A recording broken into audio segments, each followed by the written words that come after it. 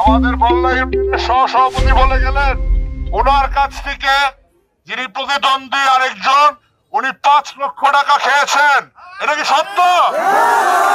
যদি সত্য হয়ে থাকে এইসব চোর বাটপার লম্পটদের আপনারা নির্বাচিত করবেন। যদি আপনারা নির্বাচিত করে নেন আপনাদের এরা বাসা শব্দ খেয়ে ফেলবে। এদের যে আচরণ দেখি আমি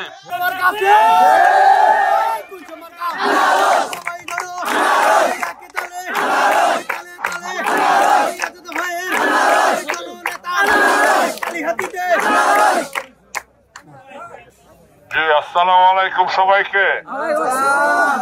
আজকে আমি যে মুরব্বীদের এবং ইয়াং জেনারেশনের যে উৎসাহ এবং উদ্দীপনা দেখলাম এতেই বোঝা যায় এই বল্লা ইউনিয়নে আনারস মার্কা বিপুল ভোটে জিতবে।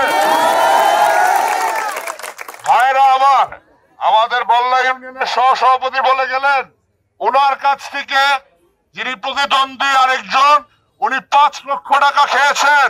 এটা কি সত্য?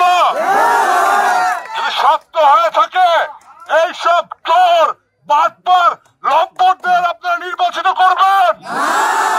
যদি আপনারা নির্বাচিত করে নেন আপনাদের এরা বাসা শব্দ খেয়ে ফেলবে। এদের যে আচরণ দেখি আমি এরা মানুষকে সেবা না করে মানুষকে শোষণ করে, এরা মানুষকে লম্পটগিরি করে, এরা মানুষের জন্য পথ বাণিজ্য করে। তাই এই সব সন্ত্রাসীদের যদি আপনারা উৎখাত করতে চান আজাদ সিদ্দিকের কাফেলায় আসুন। আপনারা আগামী 21 তারিখ আপনাদের কাছে আমার উদ্ধৃত আহ্বান থাকবে, আপনারা সকলে এক এক করে আজাদ সিদ্দিকী হন। এক এক করে আজাদ সিদ্দিকী হয়ে ভোট কেন্দ্র যে আজাদ সিদ্দিকীর প্রতীকে একটি করে ভোট দিবেন এবং আপনাদের পরিবারের সকলকে নিয়ে আনারস মার্কায় ভোট দিবেন। ঠিক আছে? একটি কথা বলবো আপনাদের, এই ইলেকশন শুধু ইলেকশন না, এই ইলেকশন হবে কালিয়াতীবাসীর জন্য সন্ত্রাস চাঁদাবাজ ভূমিদস্যুমুক্ত কালিয়াতী। আপনারা যদি আজকে আমাকে বলেন আপনারা আমাদের পাশে আছেন, আমি আমার বাবাকে যে বলবো আপনারা কি আছেন পাশে?